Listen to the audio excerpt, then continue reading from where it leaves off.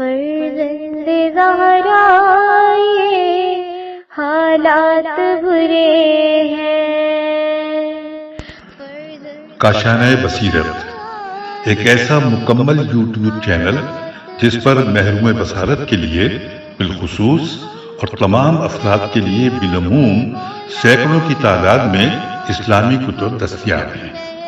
لہذا گزارش ہے کہ آپ اپنی ذمہ داری نبھاتے ہوئے کاشانۂ بصیرت کو سبسکرائب کرنے کے ساتھ ساتھ بیل آئیکن کو پریس کیجیے تاکہ آپ علم کے حصول کے ساتھ ساتھ مذہب اہل بیت کی اشاعت میں بھی اہم کردار ادا کرتے رہیں۔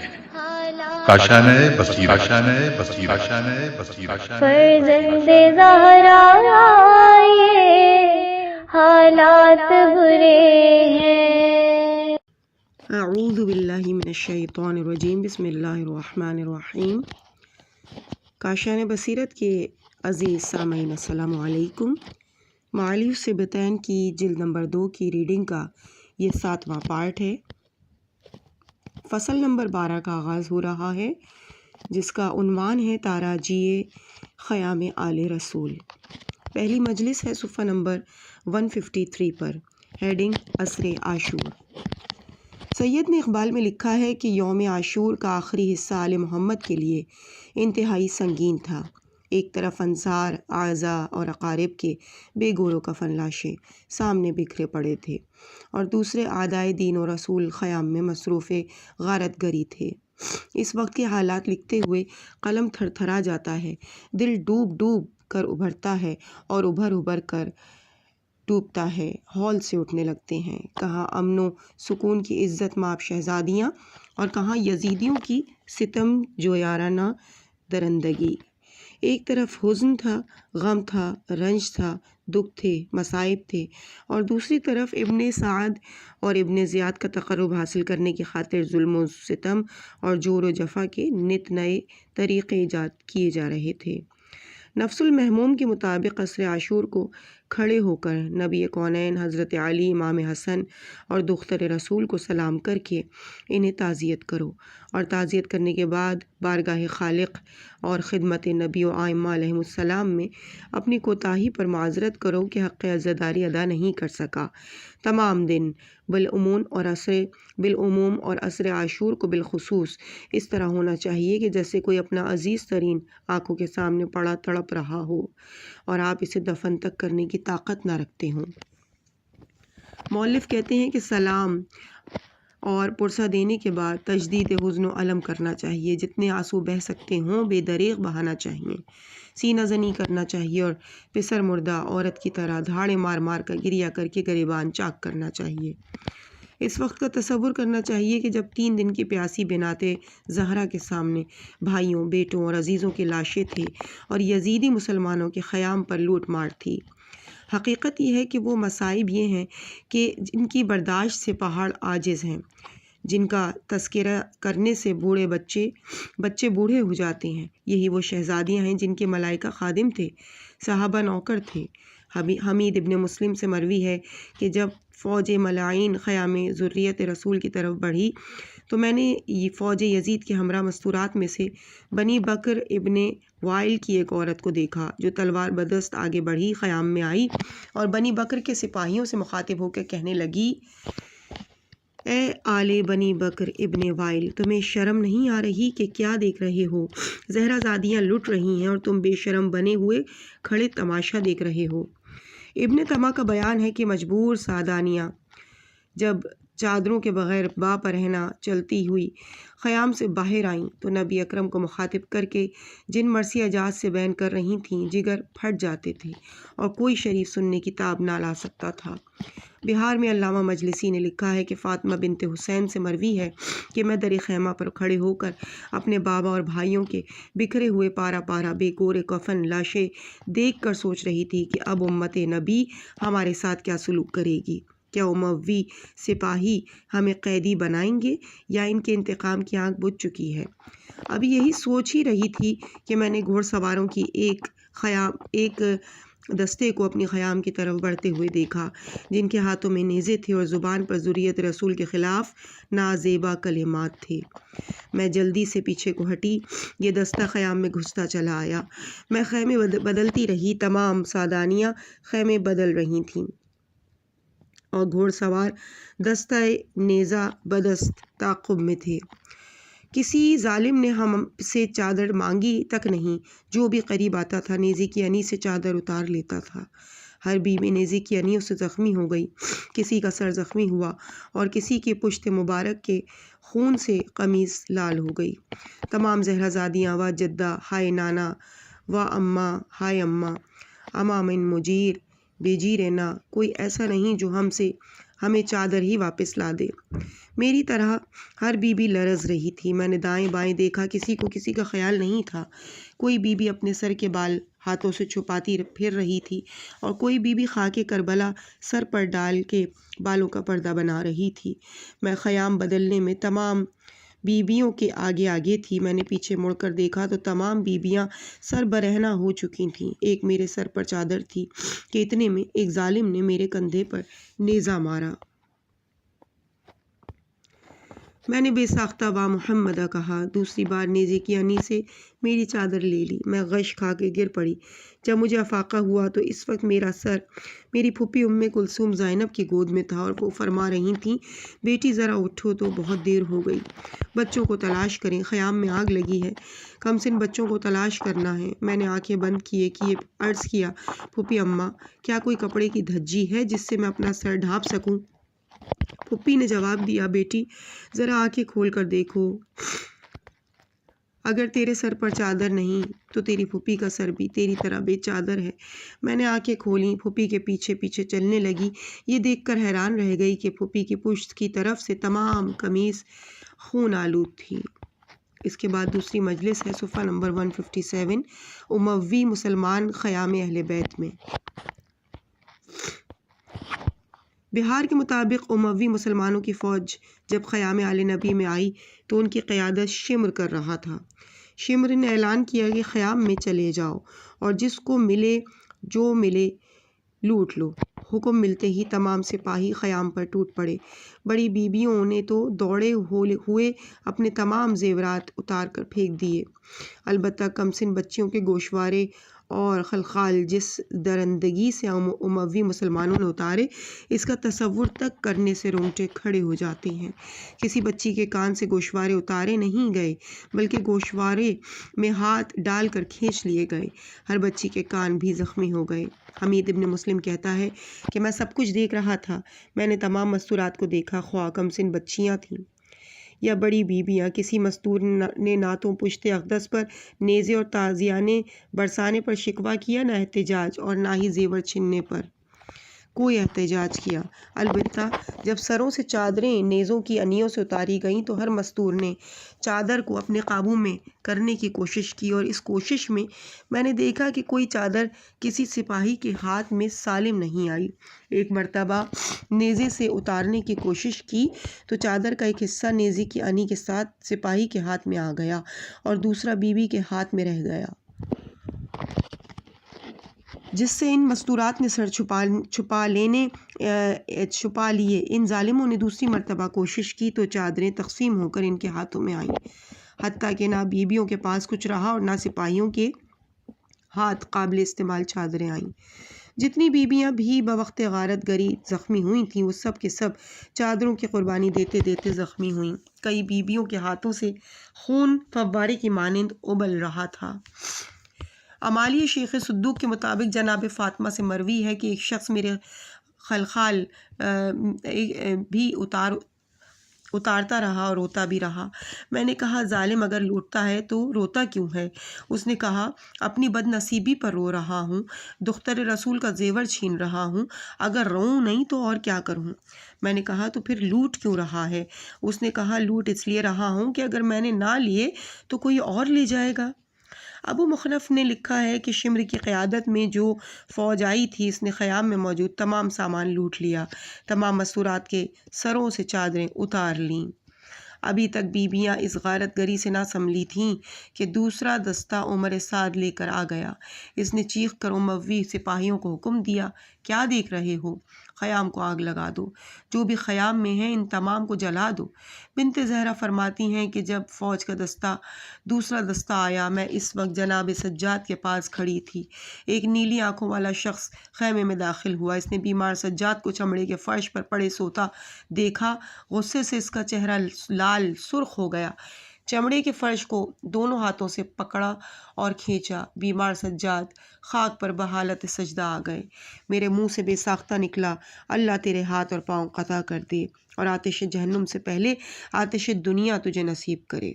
اس ظالم نے کہا، ہاں ہاں، اور بد دعا بھی کر لے، کیا رکھا ہے تمہاری ان بد دعاؤں میں؟ اس وقت تو نہ پتہ چل سکا کہ ظالم کون تھا، لیکن جب مختار نے قاتلین حسین کو گرفتار کیا اور خولی جب گرفتار ہو کر آیا تو جناب مختار نے پوچھا کہ بتا، تو نے کربلا میں عصر عاشور کیا کیا تھا؟ اس نے جواب دیا کہ میں نے بیمار سجاد کے نیچے سے فرش کھینچا تھا، بنت زہرا کے سر سے چادر اتاری تھی اور بی بی کے گوشوارے کھینچے تھے۔ مختار نے کہا، اس مخدرہ نے کیا کہا تھا؟ خولی نے کہا، اس نے مجھے بد دعا دی تھی کہ اللہ تیرے ہاتھ اور پاؤں کاٹے اور آتش جہنم سے پہلے تو جو دنیا کے آگے آگ نصیب کرے۔ مختار نے کہا، تو سن کر چپ ہو گیا تھا اور کچھ جواب دیا تھا؟ اس نے کہا، اس وقت میری آنکھوں میں اندھیرا چھایا ہوا تھا، ہمیں کچھ نظر نہ آتا تھا، میں نے کہا تھا کر لے اور بھی بد دعا کر لے، تمہاری بد دعاؤں میں کیا رکھا ہے؟ مختار نے کہا، اور اب کیا کہتا ہے؟ خولی نے کہا، اب کہنے کو رہ کیا گیا ہے، نظر آ رہا ہے کہ اس مظلومہ کی دعا قبول ہو گئی۔ مختار نے کہا، واقعاً اس بی بی کی دعا قبول ہو گئی اور میں تجھے اسی طرح سے ماروں گا جس طرح بی بی نے دعا کی تھی۔ چنانچہ جناب مختار نے پہلے اس کے پاؤں کاٹنے کا حکم دیا، پھر ہاتھ کٹوائے اور آخر میں زندہ کو کھولتے ہوئے تیل کے گڑھے میں پھینکوا دیا۔ حمید ابن مسلم کہتا ہے کہ خولی جب فرش پر چادر اور دختر زہرا کے گوشوارے لے چکا تو کسی نے کہا، اسے نہیں مارو گے، یہ زندہ ہی رہ جائے گا۔ شمر نے خولی کو حکم دیا، جلدی کر اسے بھی قتل کر لے۔ خولی نے تلوار میان سے نکالی۔ میں دیکھ کر حیران رہ گیا کہ دختر زہرا نے اپنے کو بیمار سجاد پر گرا دیا اور کہا، خبردار، اسے مارنا ہے تو پہلے مجھے مار ڈالو۔ عمر سعد نے شمر سے کہا کہ اس بیمار کو مار کر کیا کر لو گے، اسے چھوڑ دو۔ شمر نے کہا، امیر کا حکم ہے کہ اولاد حسین میں سے ایک بچہ تک زندہ نہ چھوڑا جائے۔ عمر سعد نے کہا، کیا ابن زیاد کا یہ حکم بھی ہے کہ مستورات کو بھی قتل کر دو؟ شمر نے کہا، نہیں۔ عمر سعد نے کہا، تو دیکھ رہا ہے کہ دختر زہرا نے اپنے کو ڈھال بنا رکھا ہے اور میں یقین سے کہتا ہوں کہ یہ علی کی بیٹی ہے، جو کہہ رہی ہے وہی ہوگا۔ سجاد کو مارنے سے قبل تجھے دختر رسول کو قتل کرنا ہوگا۔ یہ سن کر شمر خاموش ہو کر باہر چلا گیا۔ اس کے بعد تیسری مجلس کا آغاز ہو رہا ہے۔ صفحہ نمبر ہے 162، ہیڈنگ دختر زہرا اور تحفظ امامت۔ لحوف میں ابن طاؤس نے لکھا ہے کہ غارت گری کے بعد شمر اور ابن زیاد کے حکم سے خیام کو نذر آتش کر دیا گیا۔ تمام مستورات سر و با برہنہ و محمدہ کے بین کرتی ہوئی خیام سے باہر آئیں۔ دختر زہرا نے جناب سجاد سے پوچھا، اے گزشتگان کا آخری ترکہ، اے زندہ رہ جانے والوں کا بیمار سہارا، خیام میں آگ لگا دی گئی ہے، اب ہمارے لیے کیا حکم ہے؟ جناب سجاد نے فرمایا، علیکن بالخروج، پھوپھی اماں خیام سے باہر چلی جائیں۔ یہ سن کر تمام مستورات خیام سے باہر آ گئیں، لیکن دختر زہرا خیمے سے باہر نہ آئیں۔ ایک شخص کہتا ہے کہ میں نے دیکھا کہ دختر زہرا کبھی دائیں دیکھتیں، کبھی بائیں دیکھتیں، کبھی سوئے آسمان دیکھتیں، کبھی در خیمہ پر آتیں اور خیمے کے اندر چلی جاتیں۔ آگ خیمے کے گرد بڑی تیزی سے پھیل رہی تھی۔ میں دیکھ رہا تھا کہ نہ تو آگ کی حدت کی وجہ سے بی بی خیمے میں ٹھہر سکتی تھیں اور نہ ہی خیمے سے باہر آنا چاہتی تھیں۔ میں دوڑ کر گیا اور کہا، مستور، تو کیا دیکھ رہی ہے؟ آگ نے خیمے کو ہر طرف سے گھیر لیا ہے اور تمام مستورات ٹیلے کے دامن میں کھڑی تیری طرف دیکھ رہی ہیں، تو باہر کیوں نہیں آتی؟ بی بی نے کہا، بندہ خدا، تجھے کیا معلوم، میرا بیمار خیمے میں ہے، خیمہ جل رہا ہے، نہ وہ خود اٹھ سکتا ہے اور نہ میں اسے اٹھا سکتی ہوں، نہ اسے جلتا دیکھ سکتی ہوں اور نہ خیمے سے باہر آ سکتی ہوں۔ پھر وہ شخص کہتا ہے کہ پھر میں نے دیکھا کہ اس مستور نے اپنی پشت پر ایک گٹھری سی اٹھائی ہوئی تھی اور بڑے کرب سے جلتی ہوئی آگ اور لپکے ہوئے شعلوں سے خیمے سے باہر آئی۔ میں دیکھ رہا تھا کہ اس بی بی سے چلا تک نہیں جاتا تھا۔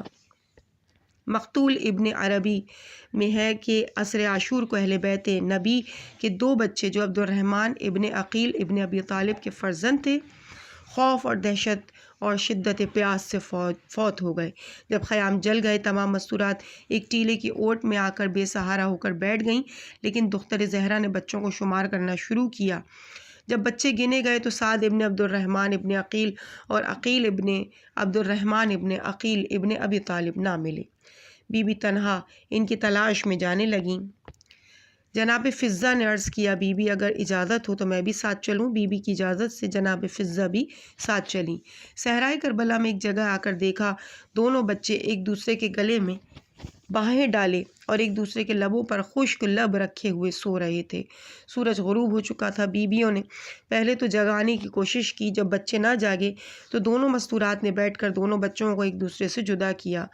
جب نبضیں خاموش دیکھیں تو سبب موت معلوم کرنے کے لیے جسم پر زخم کا نشان تلاش کرنے لگیں۔ جب زخم نہ ملا تو دونوں کے سینوں پر گھوڑوں کے سموں سے گڑھے نظر آ گئے۔ دونوں بیویوں نے دونوں لاشوں کو اٹھایا اور مقتول میں لا کر دیگر شہداء کے ساتھ سلا دیا۔ عبد الوہاب شاعرانی کی کتاب المنن میں ہے کہ جناب رقیہ بنت علی زوجہ سفیر حسین کی عاتقہ نامی 7 سالہ کمسن بچی اس وقت گھوڑوں کے قدموں میں اپنے بابا سے جا ملی جب یہ شہزادی در خیمہ پر کھڑی اپنے بھائیوں کی بے سر لاشوں کو دیکھ دیکھ کر آنسو بہا رہی تھی اور خوف و دہشت سے تھر تھر کانپ رہی تھی۔ اموی مسلمانوں کے گھوڑ سوار دستہ گھوڑوں کو سرپٹ دوڑاتا ہوا خیام کی طرف آیا۔ یہ بچی اپنی جان نہ بچا سکی اور گھوڑوں کی سموں سے کچل کر رہ گئی۔ علامہ مجلسی نے بہار میں لکھا ہے کہ جناب مسلم کی بچی عاتقہ کے علاوہ اس یزیدی لشکر کے گھوڑوں کی سموں سے کچلی جانے والی 2 بچیاں اور بھی ہیں جو امام حسن کی بیٹیاں تھیں۔ ایک کی عمر 11 برس اور دوسری کی 13 برس تھی۔ یہ ام شریک بنت مسعود انصاری زوجہ امام حسن کی بیٹیاں تھیں۔ یہ بی بی بھی میدان کربلا میں موجود تھی۔ ذہبی نے بھی تجرید میں اس طرح سے نقل کیا ہے۔ اس کے بعد چوتھی مجلس صفحہ نمبر 166 آل محمد کے بے سوئے کوفہ تیاری۔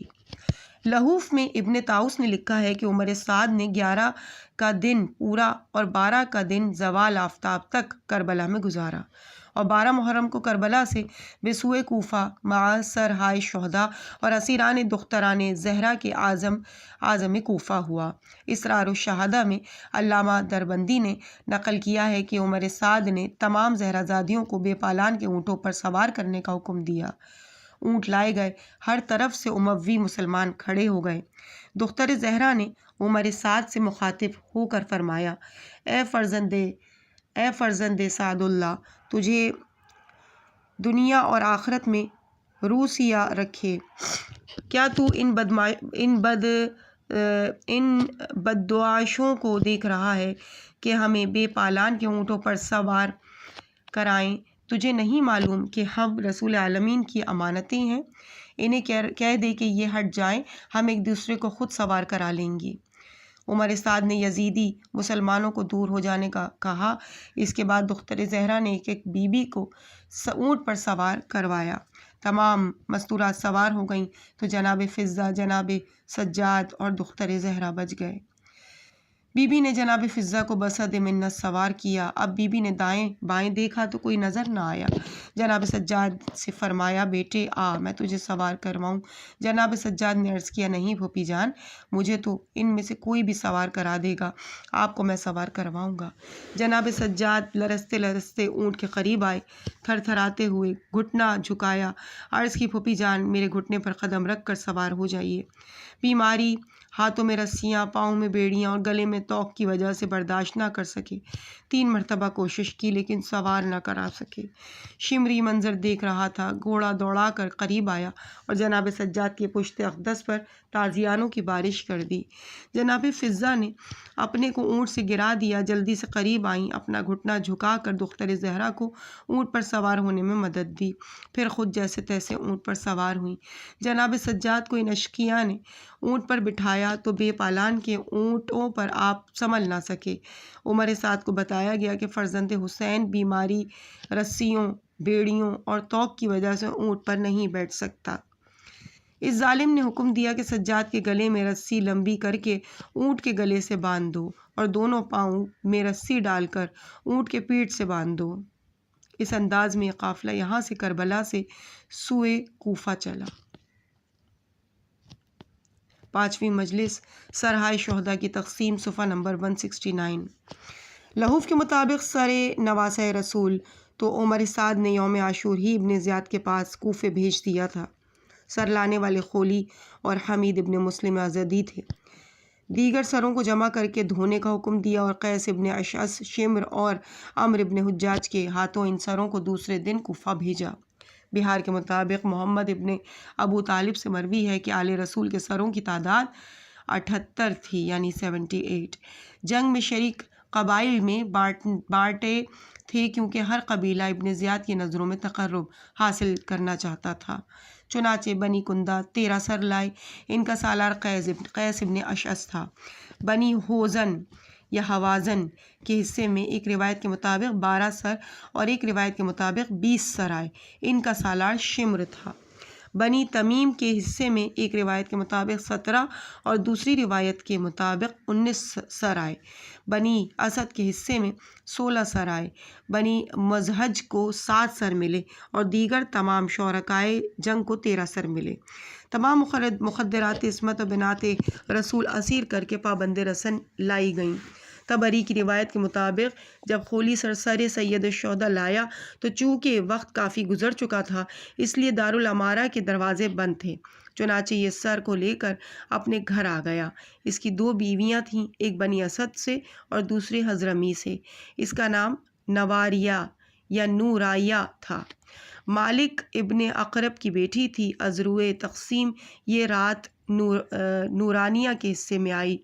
اس نے سر کو صحن میں ایک تشت کے نیچے رکھ دیا اور نورانیہ کے پاس آیا۔ نورانیہ نے پوچھا کہ کیسی گزری اور کوئی نئی بات؟ خولی نے کہا ہاں، سونا ہی سونا لایا ہوں، یہ دیکھ کر سر حسین تیرے گھر میں رکھا ہے، یہ دیکھ کے سر حسین تیرے گھر میں رکھا ہے۔ نورانیہ نے کہا اللہ تجھ پر لعنت کرے، لوگ تو سونا اور چاندی لائے ہیں اور تو دختر رسول کے بیٹے کا سر لایا ہے۔ میری بات سن لے، آج کے بعد تو اور میں ایک چھت کے نیچے نہیں رہیں گے۔ نورانیہ کہتی ہے کہ خولی سے یہ بات کرنے کے بعد میں کمرے میں آ گئی۔ خولی نے اسدیہ کو اپنے کمرے میں بلا لیا، انہوں نے دروازہ بند کر دیا۔ میں باہر بیٹھی رہی، بخدا میں نیند میں نہیں بیدار ہی بیٹھی تھی۔ میں دیکھ رہی تھی کہ تشت کے نیچے سے نور کی ایک کرن نکل کر سوئے آسمان جا رہی تھی۔ کچھ سفید رنگ پرندے اترتے اور بلند ہوتے دیکھے۔ صبح کو خولی سر سید الشہداء ابن زیاد کے پاس لے گیا۔ تبر المذاب کے مطابق سر فرزند رسول لانے والا خولی نہیں شمر تھا۔ اس نے سر ایک تھیلے میں ڈال رکھا تھا۔ جب گھر گیا تو تھیلا زمین پر رکھ کر اوپر تشت اوندھا کر رکھ دیا۔ زوجہ شمر جو صالحات سے تھی، رات کے کسی وقت کمرے سے باہر نکلی تو تشت کے نیچے سے نور کی ایک کرن مسلسل نکل کر سوئے آسمان جا رہی تھی۔ تشت کے قریب آئی، تشت کے نیچے آہستہ آہستہ رونے کی آواز آ رہی تھی۔ دوڑ کر شمر کے پاس آئی، اسے سب کچھ بتایا، پوچھا کہ تشت کے نیچے کیا ہے۔ اس ظالم نے جواب دیا ایک باغی کا سر ہے جسے یزید کے پاس لے جانا ہے، وہ انعام میں بہت کچھ دے گا۔ اس نیک بخت نے پوچھا کہ وہ باغی کون تھا۔ اس شقی نے کہا حسین ابن علی تھا۔ اس نے بے ساختہ چیخ اس کی نکل گئی اور غش کھا کر گر گئی۔ جب غش سے افاقہ ہوا تو شمر سے کہا اے مجوسیوں سے بدتر انسان، کیا تجھے نہ خوف خدا آیا اور نہ رسول و علی سے حیا آئی؟ تو فرزند رسول کو ذبح کر کے ایک باغی بتاتا ہے۔ یہ کہہ کر باہر آئی، بہتی آنکھوں سے سر کو زیر تشت سے اٹھایا، بوسے لیے، جھولی میں رکھا اور اپنے محلے کی عورتوں کو بلایا کہ آؤ میرے ساتھ لخت دل زہرا کا ماتم کریں۔ کافی دیر تک شمر کے گھر مستورات ماتم کر کے قاتل شبیر پر لعنت کرتی رہیں۔ جب یہ تمام مستورات واپس اپنے اپنے گھروں کو چلی گئیں تو اسے بھی نیند نے آ لیا۔ عالم خواب میں دیکھا کہ گھر کی دیوار پھٹ گئی ہے، پورے گھر میں روشنی بکھر گئی ہے۔ ایک بادل آیا، اس سے 2 مستورات اتریں۔ ان میں سے ایک نے آگے بڑھ کر سر شبیر اس کی جھولی سے اٹھا لیا۔ اس نے ایک کنیز سے پوچھا کہ دونوں کون ہیں؟ اس نے بتایا ایک ام المومنین خدیجۃ الکبریٰ ہیں اور دوسری دختر رسول ہیں۔ اس کے بعد کچھ مرد آئے، ان کے درمیان مہتاب نما ایک انسان تھا۔ اس نے ان کے متعلق پوچھا تو بتایا گیا کہ درمیان میں سرور انبیاء، ان کے دائیں جناب حمزہ، بائیں جعفر اور دیگر صحابہ ہیں۔ تمام کی آنکھیں بہہ رہی تھیں۔ انہوں نے سر اس مستور سے لیا، باری باری ہر ایک نے سر کا بوسہ دیا، اور پھر وہ دونوں مستورات میرے پاس آئیں اور مجھ سے کہا، تو نے اپنے گھر میں ہماری پارا جگر کا احترام کیا، ہمیں پرسہ دینے کی خاطر ماتم حسین کیا، جو مانگنا ہے مانگ لے، ہم تیری ممنون ہیں اور تیرے احسان کا بدلہ چکانا چاہتی ہیں۔ اگر تو ہمارے ساتھ جنت میں رہنا چاہتی ہے تو اٹھ کر غسل کر لے، ہم جنت میں تیرے منتظر ہیں۔ میں خواب سے بیدار ہوئی، ماتم کرنا شروع کیا۔ میرا ماتم سن کر محلے کی 2 عورتیں پھر آ گئیں۔ میں نے انہیں اپنا خواب سنایا، وہ بھی میرے ساتھ پھر شریک ماتم ہو گئیں۔ اتنے میں صبح نمودار ہو گئی۔ میرے پاس شمر آیا۔ سر شبیر کو میں نے سینے سے لگا رکھا تھا۔ شمر نے اس مخدرہ سے سر مانگا، اس نے دینے سے انکار کر دیا۔ اے دشمن خدا، مجھے ابھی ابھی طلاق دے دے، تو یہودی ہے۔ شمر نے اسے طلاق دے دی اور سر مانگا۔ اس نے کہا، اب تیرا اور میرا کیا واسطہ، اب تجھے یہ سر کیسے دے سکتی ہوں؟ شمر نے بڑی کوشش کی لیکن اس نیک بخت نے سر نہ دیا۔ بالآخر شمر نے تلوار اٹھائی اور اسے شہید کر دیا۔ عزیز سامعین، اس مقام پہ اس فصل کا اختتام ہوا۔ اس کے بعد فصل نمبر 13 کا آغاز ہوگا، صفحہ نمبر 174 سے، اور اس فصل میں کل 15 مجالس ہوں گی، اور ہم ریڈنگ کا جو سلسلے کا آغاز کریں گے وہ صفحہ نمبر 175 سے ہوگا۔ مجھے اپنی دعاؤں میں یاد رکھیے گا۔ والسلام علیکم ورحمۃ اللہ وبرکاتہ۔